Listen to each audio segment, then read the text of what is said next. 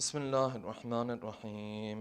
اللهم إنه ليس لي علم بموضع رزقي، وإنما أطلبه بخطرات تخطر على قلبي، فأجول في طلبه البلدان، فأنا فيما أنا طالب كالحيران، لا أدري أفي سهل هو أم في جبل، أم في أرض أم في سماء، أم في بر أم في بحر، وعلى يدي من ومن قبل من. وقد علمت أن علمه عندك وأسبابه بيدك، وأنت الذي تقسمه بلطفك وتسببه برحمتك. اللهم فصل على محمد وآله، واجعل يا رب رزقك لي واسعا، ومطلبه سهلا، ومأخذه قريبا، ولا تعنني بطلب ما لم تقدر لي فيه رزقا، فإنك غني عن عذابي وأنا فقير إلى رحمتك. فصل على محمد وآله، وجد على عبدك بفضلك، إنك ذو فضل عظيم. اللهم صل على محمد وآل محمد وعجل فرج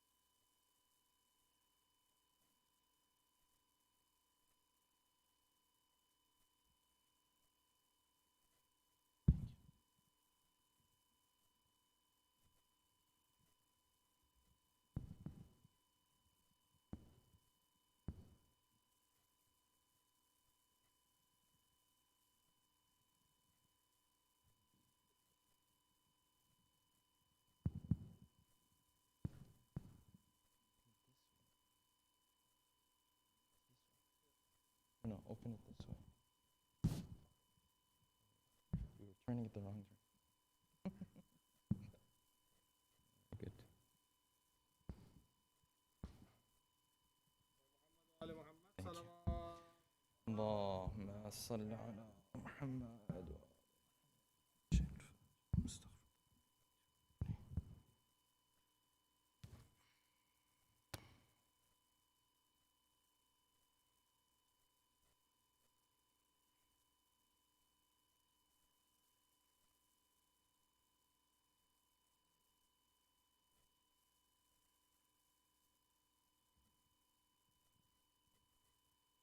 Another salawat, please.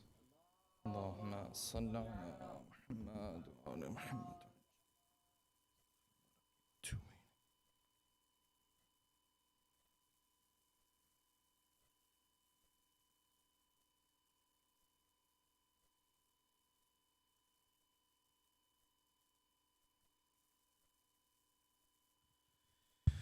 أعوذ بالله من الشيطان الرجيم. بسم الله الرحمن الرحيم. الحمد لله رب العالمين، والصلاة والسلام على سيدنا ونبينا أبي القاسم المصطفى محمد. اللهم صل على محمد وآل محمد وعلى أهل بيته الطيبين الطاهرين، واللعنة الدائم على أعدائهم أجمعين من الآن إلى قيام يوم الدين. For the love of our beloved Prophet and his beloved progeny, please recite a second loud salawat. Allahumma salli ala Muhammad wa ala Muhammad. For the hastening in the return of our beloved 12th Imam a third final loud salawat.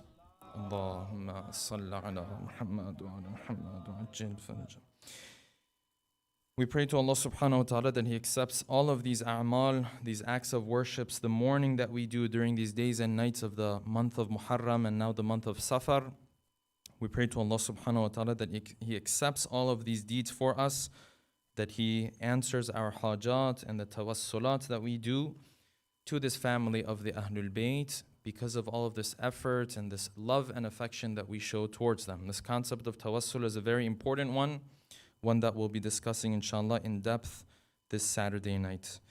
We'll continue with the topic of Khutbatul Muttaqeen. The fourth characteristic that Ali ibn Abi Talib spoke about was this. He said these individuals, this special class of the servants of Allah subhanahu wa ta'ala, their fourth characteristic, وَمَشْيُهُمْ التَّوَاضُعُ.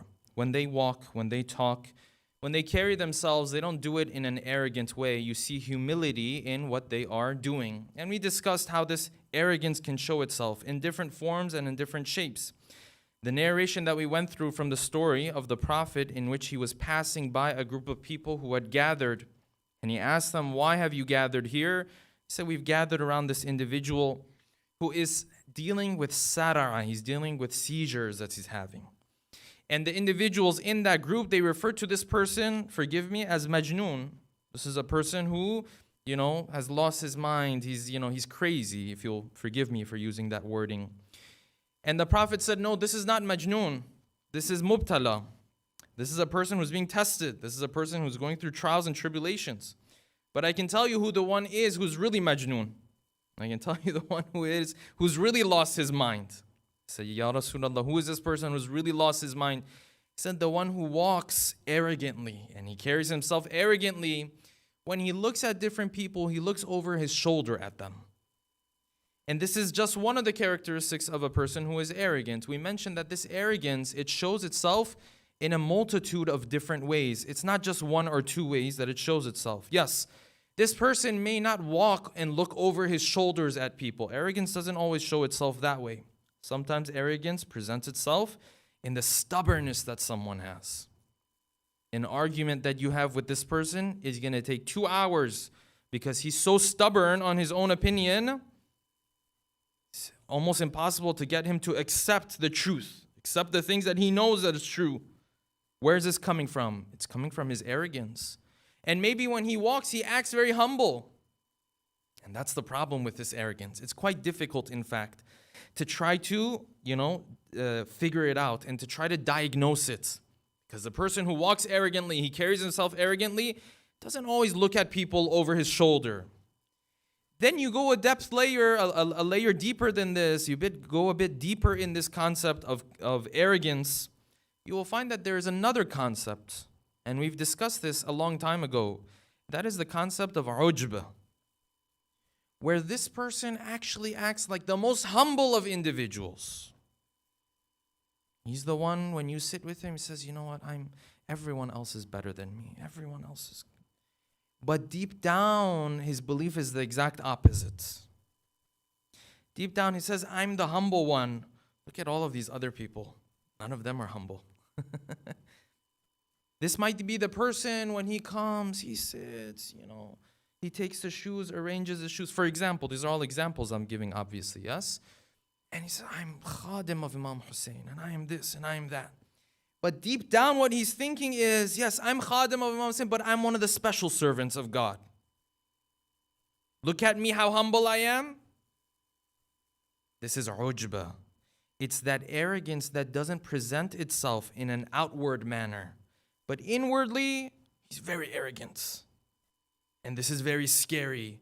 And Imam Khomeini talks about this in depth and in detail, about an individual who will look at things.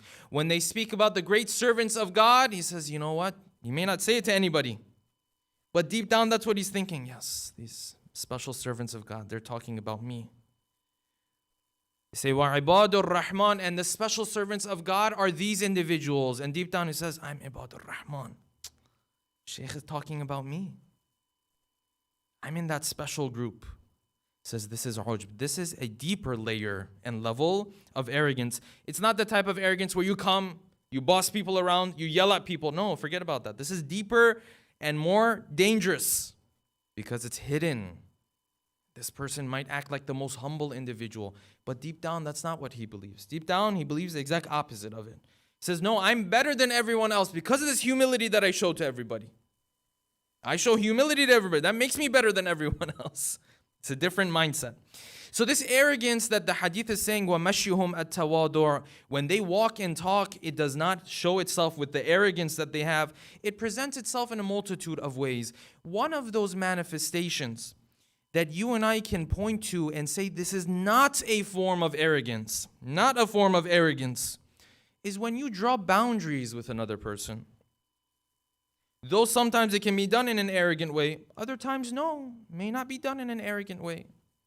So this is how I live my life. I'm going to draw some boundaries. That's your lifestyle. This is my lifestyle.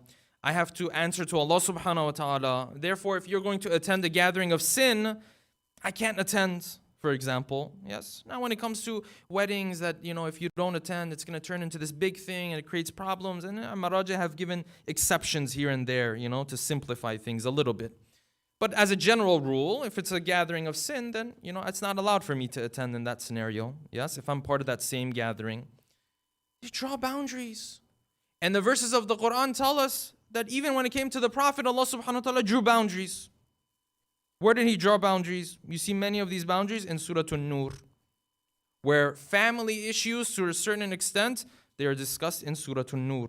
Amongst those boundaries were this, that the Muslimin used to come, they used to sit in the house of the Prophet after the majlis was done for hours. They used to talk, they used to interact with one another, engage with one another, as if this is not the house of another person, as if the Prophet has nothing else to do in life. And the verses of the Quran revealed to say, you need to get up. You need to get up and leave when the gathering is done. And he says, Inna dhalikum kana yu'dhin nabi. This bothers the Prophet. But the Prophet is a different individual. فَيَسْتَحْيِ مِنْكُمْ. So we will draw the boundaries for him. Because he has to be what? He has to be rahmatan lil alameen. His role is completely different. But Allah subhanahu wa ta'ala drew boundaries. He said, when you come into the house, give salam. Don't just put your head down, come inside. He said, when you're coming into the gathering, don't come before they told you to come. غَيْرَ نَاظِرِينَ إِنَاهُ. Don't come and sit in the house and say, is the food ready yet? What are these? These are boundaries.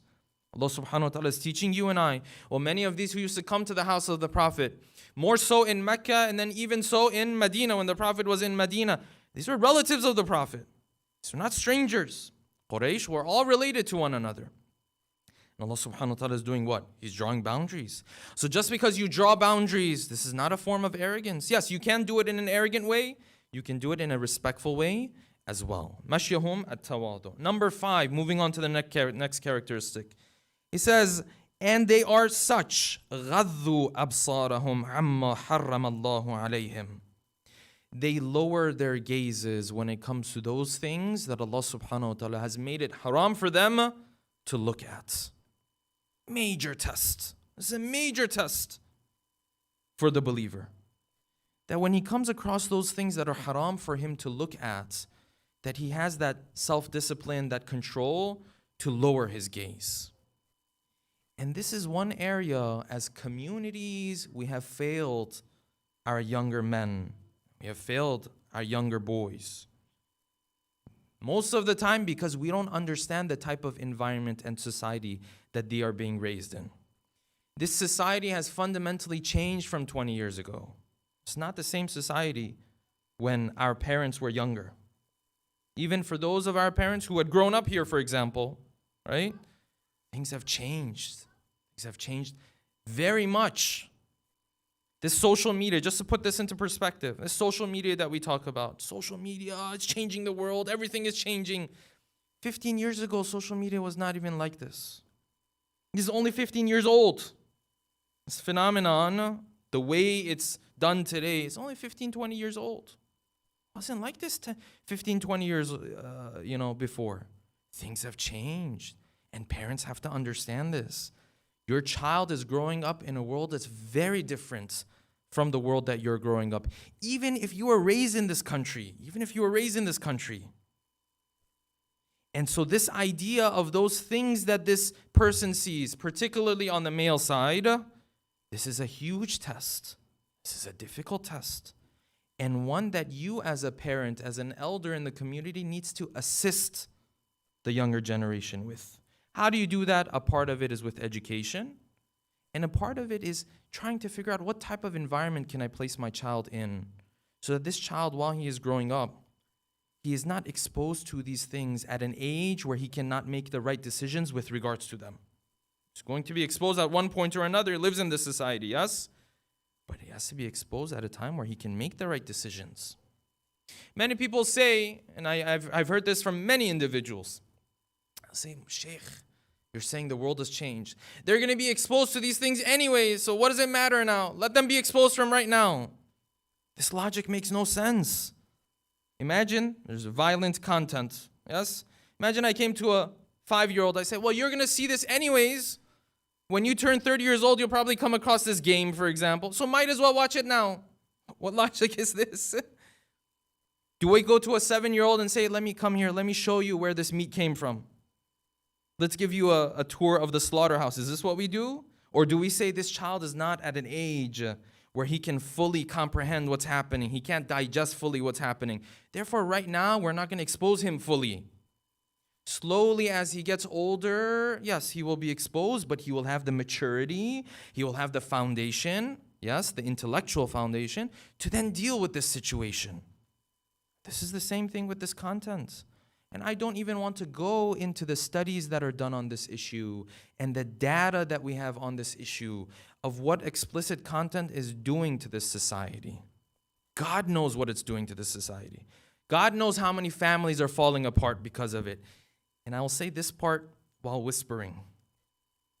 God knows how many Muslim families are falling apart because of this. God knows how many relationships are falling apart because of this. Because the power of these things is so strong that even after this person has settled, he has his own family, it still doesn't leave him alone. Still doesn't leave him alone. And Shaitan gives us this promise, yes, do as you wish. And when you have your own family, you're married, you don't have to worry about this stuff anymore. No, it doesn't leave you alone. Constantly there. This is an area where we have to be very careful. And it's one of those things that starts to take over one's life. You know, some things, they call them gateway drugs. Because if you get engaged with them, you're not just engaged with that thing. Now it opens the door to a number of other things. This explicit content is of this type. And you will forgive me that I'm being frank. It's of this type. It's a gateway drug. Opens the door to. I don't want to go into detail here. Yes? This is something we have to be very careful of. This is why Ali ibn Abi Talib, salawatullahi alayhi, he has a very beautiful line. Very beautiful line. He says, Al-qalbu mushaful basar. He says the heart is the canvas of the eyes. What's a canvas? Draw on it. He says, Al-qalbu mushaful basar. He says the heart is the canvas of the eyes. What does that mean? So whatever comes through these eyes, it's being drawn, right, and put on the heart of this individual. This is what the eyes are. And God forbid these eyes are looking at things that they're not supposed to be looking at. This heart is never going to be a heart that is at peace, that is paying attention to Allah subhanahu wa ta'ala, that is trying to worship Allah subhanahu wa ta'ala. No, it won't let it. This is why he says in another hadith, he says, Man ghadha tarfahu, the one who lowers his gaze, araha qalbahu. He puts his heart at peace. He relieves his heart.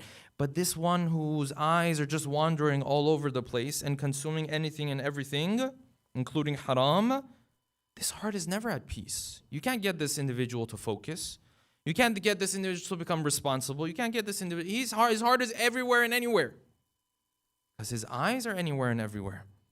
And this is why you find in Islam, the rules when it comes to interaction between genders are such strict rules.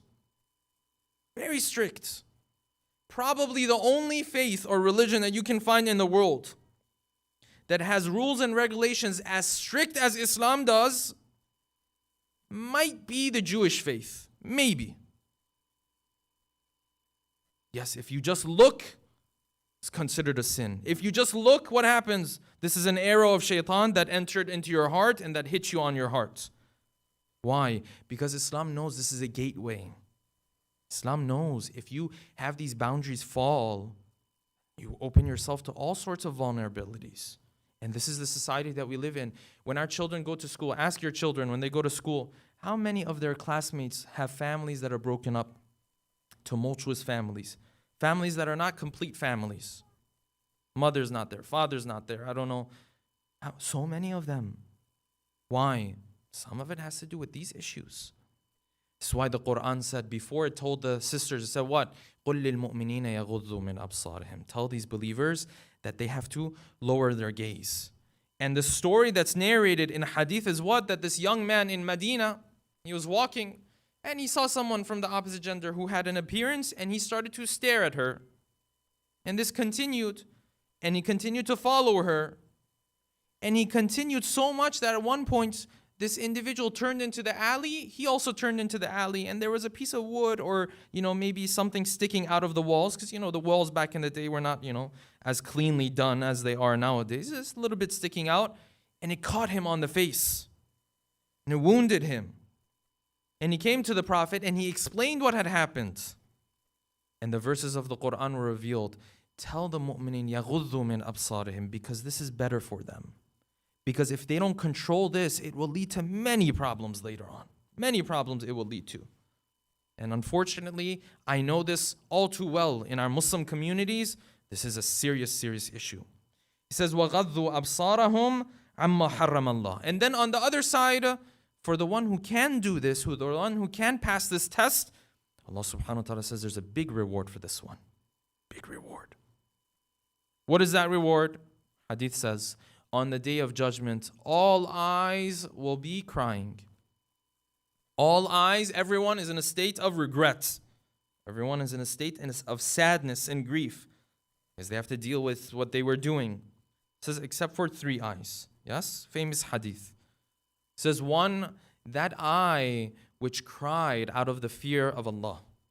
He cried because he knew he had committed sins and he was going to be held accountable for these sins. He cries because of it. Number 1. Number 2, those eyes that stayed up some nights at least, worshipping Allah subhanahu wa ta'ala. When those eyes were supposed to be closed, those eyes were open. He was worshipping Allah subhanahu wa ta'ala. And number 3, those eyes that were lowered, and that gaze that was lowered when he came across haram. So this eye is not going to be crying on that day. This is how Allah subhanahu wa ta'ala rewards this individual. Because it's very important. This is something, there's more to be said about this. I don't want to go on too much on this topic. This is number 4. He moves on to number 5. He says the 5th characteristic of these individuals, وَوَقَفُوا أَسْمَاعَهُمْ عَلَى الْعِلْمِ النَّافِعِ لَهُمْ. When these guys sit to listen to something, they listen to beneficial knowledge. They don't just let their ears hear anything and everything. If you look at our lifestyles today, you will find the types of things that we hear, there's a full spectrum of them. There are things that are declared haram absolutely within our religion, to things that are not so good for you to listen to things that are neutral, to things that are not a bad idea if you want to listen to them, they might even be recommended, to things that are absolutely necessary for you to be listening to and you're not. There's a full spectrum of this. And the khutbah says what? These are individuals who out of this spectrum, when they want to lend their ears to something, they lend their ears to that beneficial knowledge. They don't just sit and hear anything and everything. There's all sorts of things we hear. We hear backbiting, we hear rumors, we hear mockery, we hear haram music. All these things are things that you can hear with your ears. It says, no, these individuals, forget about their eyes now, we went through that. Their ears, they're careful what they listen to. When you and I sit in the car and we're driving somewhere, right? We're going through, what is it that you listen to? Where do you fall in the spectrum? Is it something I'm listening to? God forbid, this is haram music I'm listening to. You will find in some cultures, in most cultures I should say, when it comes to the month of Muharram and Safar, we say what? no music. This music is done. Muharram Safar leaves, all of a sudden the haram of God becomes halal. Okay, Muharram Safar was great, it was wonderful, but why are we not keeping this up? Say, no, spirituality doesn't have to do with things. God doesn't care so much what I listen to. Some music. Shaykh, when I listen to this music, it doesn't even give me any bad thoughts. Someone says this. Yes, I'm talking about haram music, by the way, huh? Not halal music, halal music. Yes. Classical music, most of our scholars say it's okay, you listen to it. Yes, haram music, music that are used in haram gatherings. Yes, forgive me, clubs, parties, mixed gatherings, things of that nature. Yes. Listens to this haram music, says, I don't even get bad thoughts. Does God really care if I listen to this or I don't listen to that? He doesn't care about these things, this person will say. He cares about my heart, my intentions, whether I'm a good person. Well, the question is, if that's the only thing he cared about, then why did he declare it haram? Why did he make this haram then? It's because, no, it affects your spirituality. It's because you think that your heart is elevating and ascending, but when you listen to that haram music, your heart is tied. It's not going anywhere. Anywhere. Because that's the case with every sin. Every sin that you and I commit. That means that heart is tied. I might feel spiritual here, spiritual there. Spirituality in Islam is built through what? It is built through actions. Emotion is the byproduct of my actions. That spiritual feeling I have is the byproduct of me doing the right things. I have to do the right things first. Yes, this person is listening to haram music and he says, no, this stuff doesn't matter. At the end of the day, I have a love for Imam Hussein and all this stuff. Wonderful. That's wonderful. You have the foundation then. You've come a long way actually. But this Imam Hussein, one of the things he was worried about was you following your desires, those desires of yours that are haram. Bismillah, this is haram. And unless we learn to not practice this religion in a selective way, there is no way we are going to grow from a spiritual perspective. This is the 21st century spirituality, forgive me, where you sin as much as you want, I sin as much as I want, and I say, I'm a spiritual individual. Good luck with that. Islam will tell you, Islam is not spirituality in Islam. In Islam, you go by the law. In Islam, you go by halal and haram. We don't want to fall in that same hole that you find some denominations of the Christian faith fell into, where the law has no value at all, it's only your belief. No, we don't have that. We don't have that in Islam. Spirituality comes by you abiding by your halal and haram. What are those halal and haram? Bismillah. You lower your gaze here. You don't listen to that haram music over there. But I don't see what is the reason behind it. What's the negative effect that it has on me? Listen, sometimes we know the reasons behind these rulings. Sometimes we don't. Who said you have to know the reason behind everything? Oh, he's the creator. He has the full knowledge. He knows why he set up these rules. Verses of the Quran say, there are those يَشْتَرِي لَهْوَ الْحَدِيثِ لِيُضِلَّ عَنْ سَبِيلِ اللَّهِ Surah Luqman says there are those, they will use speech, yes, in a way to misguide individuals, to push people away from the remembrance of Allah and their duties and so on and so forth. The Quran is saying, and many of our scholars have looked at this verse of the Quran, they have said, therefore, the type of music that society perceives as something that is used in gatherings that is moving away from Allah subhanahu wa ta'ala, gatherings of sin, that type of music is haram based on this verse of the Quran and many other hadith. Inshallah, one night we'll discuss music as a separate topic. I have that in my queue list of topics to go through, inshallah. The verses of the Quran, and you and I sit there, we say, no, I don't think this is, forgive me, I don't think God knows what He's talking about. So what? I don't know if I shared this story with you guys. Maybe I did a while ago, and with this, inshallah, I will end. I'll never forget, I was in Iran, I was in a cab. I was going somewhere. And in this cab, the person who was driving, the taxi drivers back home, and they have a lot of opinions usually, right? They're more scientific knowledge than the scientists, more political opinions than the politicians, they more don't know than the president of the country usually. That's how it works. So somehow, some way, I was in Qum, and this person, he found out somehow, some way, that I speak English. It was a long time ago, maybe like 8 years ago, something like that. And we were going towards somewhere, I can't even remember where it was, and he said, "You speak English?" I said, "Yeah, I speak English." And so he started to say a couple words in English, really, really struggling, right? With this very, very like thick accent. I don't know why he was trying to get these words out, right? Maybe a couple words he was able to get out, and whatever the case might be. I was okay, that's fine. Then he turned to me, right? And he said, "Say a couple sentences in English. Speak a couple words." And I was on the spot, so I said, "Well, I don't know what you want me to tell you. Like, what should I say?" He said, "Tell me we're in the car, we're going to this place, for example." I said, "Okay, no problem. We're in the car," he said it in Farsi, I said in English. "We're in the car, we're going to this place." And then with his boldness, and I'll explain how this relates to the topic we were discussing, with all of the boldness in the world, he turned around to me in the back seat. Turned around to me, he said, "That wasn't bad, but your accent isn't too good. You have to work on your accent." So, well, my accent's not perfect, but I mean, yours. You're not the one to be able to judge. If you can't speak the language at all, who are you to judge? Tell me if my accent's good, now you can barely get a couple words out. What are you talking about? I said, "No, your accent, you need to work on your accent." And this is how we treat Allah subhanahu wa ta'ala. He's the one with all the knowledge. And then he says, "This is music, this type of music you can't listen to." And we sit there and say, "I don't think that's, no, I don't think so. I don't think you know enough about this music, because when I listen to this one, it doesn't negatively affect me." And he says, "Oh, this one, I created this one. I was the one, I gave him life, I give his mother life, I give his father life. And he's only lived 20, 30, 40, 50, whatever the case might be, years. And he's there telling me how I'm supposed to have my rules and regulations." This is what we do with Allah subhanahu wa ta'ala. So the hadith says, when they listen to things, they don't listen to haram things. If it's declared haram, no, for a fact, 110%, you cannot spiritually grow if that haram is happening in your life.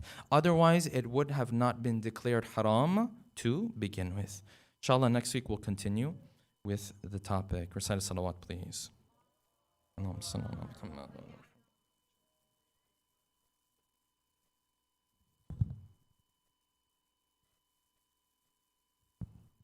Jazakallah Ahsan, Maulana. We'll start Dua Kumayl. Before we do that, humble request, please recite us Surah Fatiha for all marhumin, include all of your marhumin also, with a loud salawat.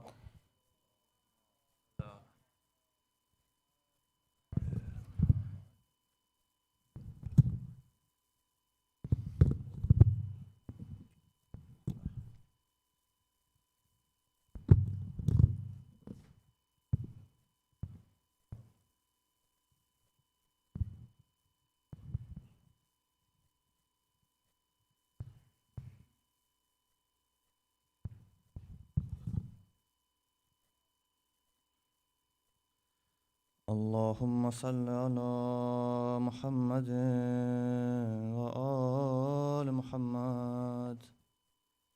بسم الله الرحمن الرحيم.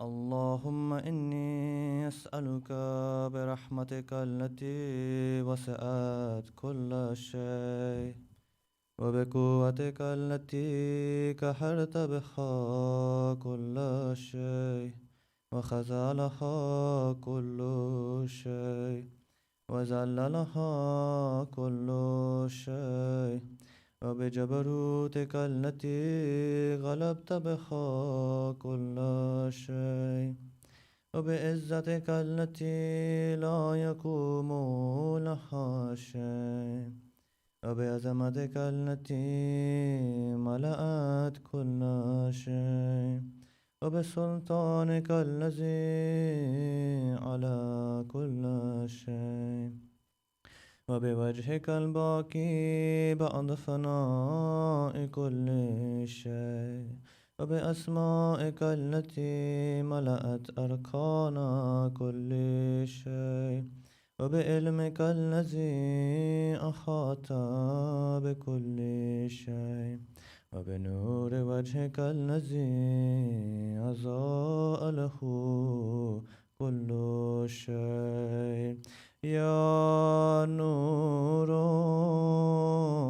يا قدوس يا نور يا قدوس يا نور يا قدوس يا أول الأولين ويا آخر الآخرين اللهم اغفر لي الذنوب التي تحت كل اسم اللهم اغفر لي الذنوب التي تنزل النكام اللهم اغفر لي الذنوب التي تغير النعم اللهم اغفر لي الذنوب التي تحبس الدعاء اللهم اغفر لي الذنوب التي تنزل البلاء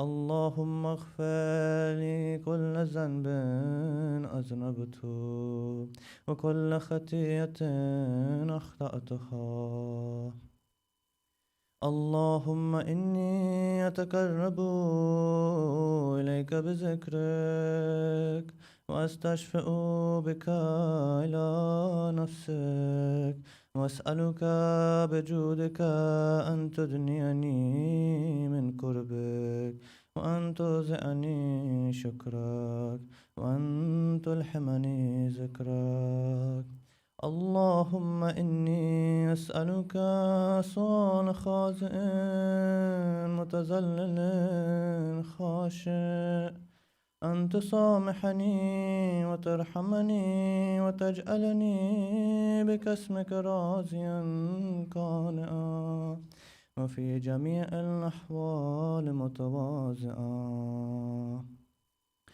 اللهم وأسألك سؤال من اشتدت فاقته وأنزل بك عند الشدائد حاجته وأزم فيما عندك رغبته اللهم أزم سلطانك وعلى مكانك وخفي مكرك وزحر أمرك وغلب كهرك وجرت قدرتك ولا يمكن الفرار من حكومتك اللهم لا أجد لذنوبي غافرا ولا لكبائه ساترا ولا لشيء من عملي الكبيح بالحسن مبدلا غيرك لا إله إلا أنت سبحانك وبحمدك ظلمت نفسي ظلمت نفسي ظلمت نفسي وتجرأت بجهلي وسكنت إلى قديم ذكرك لي ومنك علي اللهم مولاي كم من قبيح سترت وكم من فادح من البلاء أكلت وكم من إصار وكيت وكم من مكروه دفعت وكم من صناع جميل لست أهلا له نشرت اللهم عزم بلائي وأفرت بي سوء حالي وكسرت بي أعمالي وكدأت بي أغلالي وحبسني عن نفعي بعد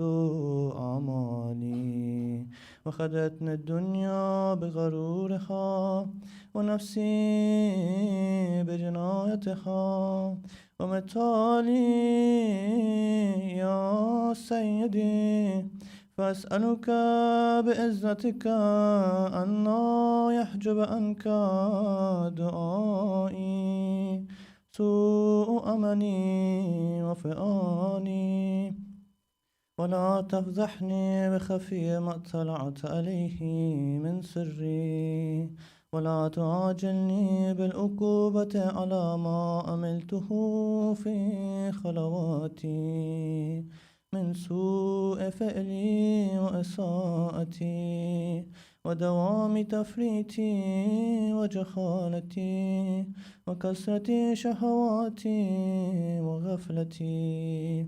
وكن اللهم بعزتك في كل الأحوال رؤوفا، ولي في جميع الأمور أتوفا. إلهي وربي من لي غيرك، أسأله كشف ضري والنظر في أمري. إلهي ومولاي، أجريت علي حكما اتبعت فيه هوى نفسي، ولم أحترس فيه من تزيين عدوي، فغرني بما أحوى وأسأده على ذلك القضاء، فتجاوزت بما جرى علي من ذلك بعض حدودك، وخالفت بعض أوامرك، فلك الحمد علي في جميع ذلك، ولا حجة لي فيما جرى علي فيه قضاؤك، وألزمني حكمك وبلاؤك. وقد أتيتك يا إلهي بعد تقصيري وإسرافي على نفسي، معتذرا نادما منكسرا مستكيلا مستغفرا منيبا مكرا مذعنا مؤترفا، لا أجد مفرا مما كان مني، ولا مفزعا أتوجه إليه في أمري غير قبولك عذري وإدخالك إياي في سعة من رحمتك. اللهم فاقبل عذري وارحم شدة ضري، وفكني من شد وصاكي. يا رب ارحم ضعف بدني، يا رب ارحم ضعف بدني، يا رب ارحم ضعف بدني، وركة جلدي ودكة عزمي.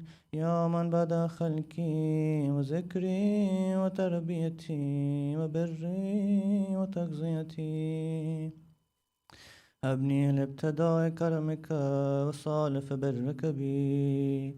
يا إلهي وسيدي وربي، أتراك معذبي بنارك بعد توحيدك، وبعد ما انطوى عليه قلبي من معرفتك، ولهجابه لساني من ذكرك، واعتقده ضميري من حبك، وبعد صدق اعترافي ودعائي خاضعا لربوبيتك.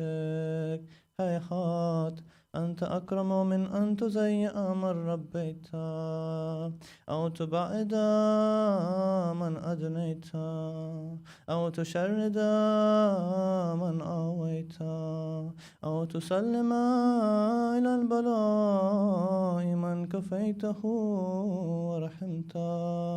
وليت شعري يا سيدي وإلهي ومولاي، وتسلط النار على وجوه خرت لعظمتك ساجدا وعلى ألسن نطقت بتوحيدك صادقا وبشكرك ماضحا وعلى قلوب ترفت بإلهيتك محققا وعلى زمارها حوت من العلم بك حتى صارت خاشعة وعلى جوارحها سأت إلى أوطان تأبدك طائعا وأشارت باستغفارك مزئنا ما هكذا الظن بك ولا أخبرنا بفضلك عنك يا كريم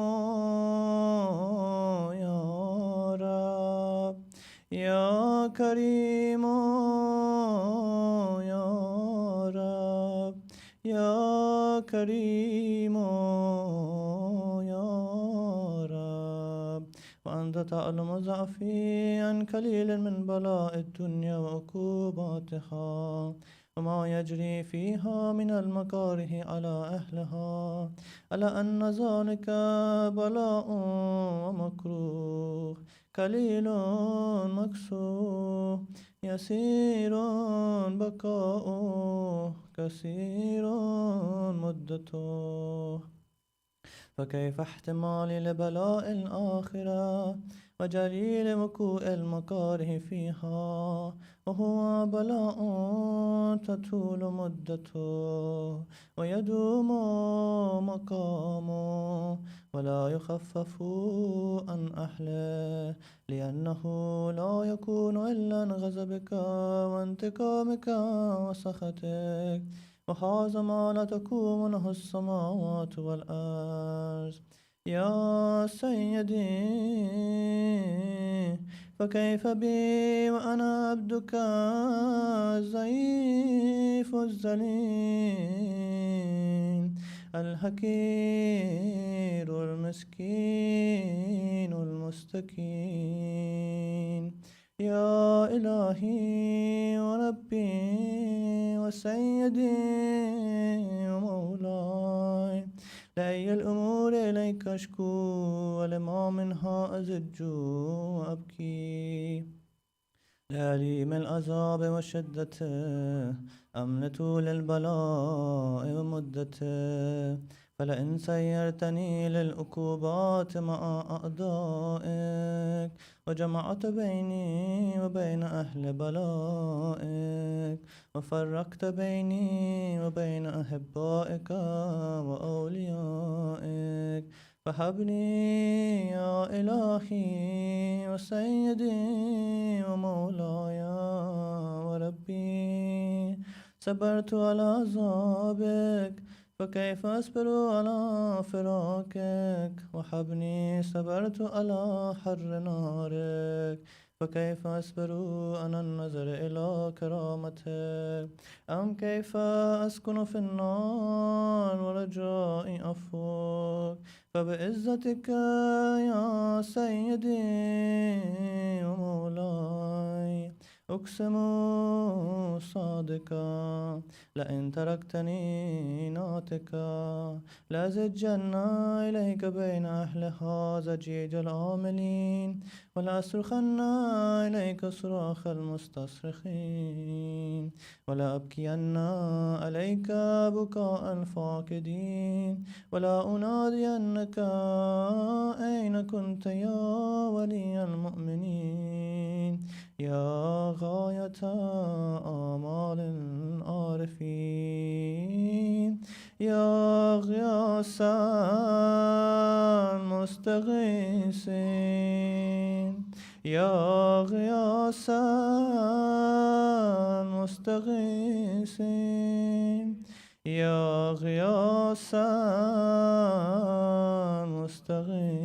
المستغيثين يا حبيب قلوب الصادقين ويا إله العالمين أفتراك سبحانك يا إلهي وبحمدك تسمع فيها صوت عبد مسلم سجن فيها بمخالفته وذاق طعم عذابها بمعصيته وهو 70 أطباقها بجرمه وجريرته وهو يزج إليك زجيج مؤمل رحمتك ويناديك بلسان أحلى توحيدك ويتوسل إليك بربوبيتك يا مولاي فكيف يبقى في العذاب وهو يرجو ما سلف من حلمك أم كيف تؤلمه النار وهو يأمل فضلك ورحمتك أم كيف يخرقه لهيبها وأنت تسمع صوته وترى مكانه أم كيف يشتمل عليه زفيرها وأنت تعلم ضعفا أم كيف يتكلكل بين أطباقها وأنت تعلم صدقا أم كيف تزجره زبانيتها وهو يناديك يا رب أم كيف يرجو فضلك في إتكه منها فتتركه فيها هيهات مع ذلك الظن بك ولا المعروف من فضلك ولا مشبه لما عملت به الموحدين من برك وإحسانك فباليقين أقطع لولا ما حكمت به من تعذيب جاحديك وكزيت به من إخلاد معانديك لجعلت النار كلها بردا وسلاما وما كان لأحد فيها مكرا ولا مقاما لكنك تقدست أسماؤك أقسمت أن تملأها من الكافرين من الجنة والناس أجمعين وأن تخلد فيها المعاندين وأن تجلى صنعك كنت مبتدئا وتطولت بالإنعام متكرما أفمن كان مؤمنا كمن كان فاسقا لا يستوون إلهي وسيدي فأسألك بالقدرة التي قدرتها وبالكزية التي ختمتها وحكمتها وغلبت من عليه أجريتها أن تهب لي في هذه الليلة وفي هذه الساعة كل جرم أجرمت وكل ذنب أذنبت وكل قبيح أسررت وكل جهل عملت كتمته أو أعلنت أخفيته أو أظهرت وكل سيئة أمرت بإثباتها الكرام الكاتبين الذين وكلتهم بحفظ ما يكون مني وجعلتهم شهودا علي مع جوارحي وكنت أنت الرقيب علي من ورائهم والشاهد لما خفي عنهم وبرحمتك أخفيت وبفضلك سترت وأن توفر حظي من كل خير أنزلت أو إحسان فضلت أو بر نشرت أو رزق بسطت أو ذنب تغفر أو خطأ تستر يا ربي يا ربي يا رب يا ربي يا ربي يا رب يا ربي يا ربي يا رب يا إلهي وسيدي ومولاي ومالك ركي، يا من بيده ناصيتي، يا أليما بالضر ومسكنتي، يا خبيرا بفكري وفاكتي، يا ربي يا ربي يا رب، يا ربي يا ربي يا رب، يا ربي يا ربي يا رب، أسألك بحقك وقدسك وأعظم صفاتك وأسمائك أن تجعل أوقاتي في الليل والنهار بذكرك مأمورا، وبخدمتك موصولا، وأعمالي عندك مقبولا، حتى تكون أعمالي وأورادي كلها وردا واحدا، وحالي في خدمتك سرمدا، يا سيدي يا من عليه مأولي، يا من إليه شكوت أحوالي، يا ربي يا ربي يا رب، يا ربي يا ربي يا رب، يا ربي يا ربي يا رب، قوي على خدمتك جوارحي، واشدد على الأزيمة جوانحي، وهب لي الجد في خشيتك والدوام في اتصال بخدمتك، حتى أسرح إليك في ميادين السابقين، وأسرع إليك في البارزين، واشتاق إلى قربك في المشتاقين، وأدنو منك دنو المخلصين، وخافك مخافة الموقنين، واجتمع في جوارك مع المؤمنين، اللهم ومن أرادني بسوء فأرده، ومن كادني فكده، واجعلني من أحسن عبيدك نصيبا عندك، واقربهم منزلة منك، وخسهم زلفة لديك، فإنه لا ينال ذلك إلا بفضلك، وجد لي بجودك، وعطف علي بمجدك، واحفظني برحمتك، واجعل لساني بذكرك لهجا، وقلبي بحبك متيما، ومن علي بحسن إجابتك، وكلني أسرتي، واغفر زلتي، فإنك كزيت على عبادك بإبادتك، وأمرتهم بدعائك، وزمنت لهم الإجابة، فإليك يا ربي نسبت وجهي، وإليك يا ربي مددت يدي، فبعزتك استجب لي دعائي، وبلغني مناي، ولا تعت من فضلك رجائي، واكفني شر الجن والإنس من أعدائي، يا سريع الرضا يا سريع الرضا يا سريع الرضا، اغفر لمن لا يملك إلا الدعاء، فإنك فعال لما تشاء، يا من اسمه دواء وذكره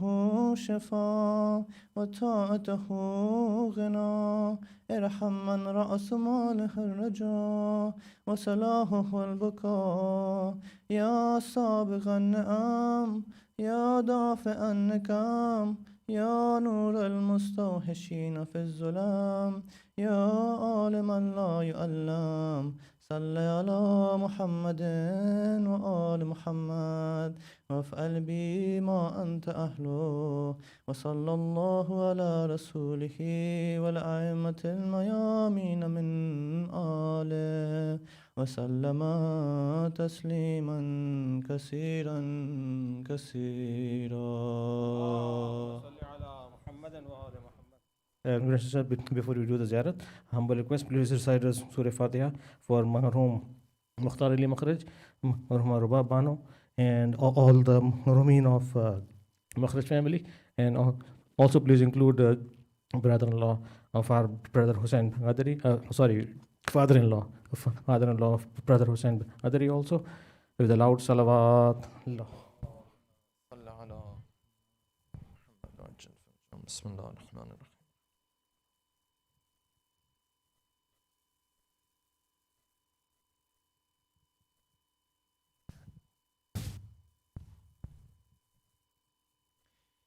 السلام عليك يا رسول الله، السلام عليك يا حبيب الله، السلام عليك يا أمير المؤمنين علي بن أبي طالب، السلام عليك يا فاطمة الزهراء سيدة نساء العالمين، السلام عليك يا حسن المجتبى، السلام عليك يا أبا عبد الله ورحمة الله وبركاته، السلام عليك يا صاحب العصر والزمان، السلام عليك يا خليفة الرحمن، السلام عليك يا إمام الإنس والجان ورحمة الله وبركاته، السلام عليكم يا أهل بيت النبوة جميعا ورحمة الله وبركاته.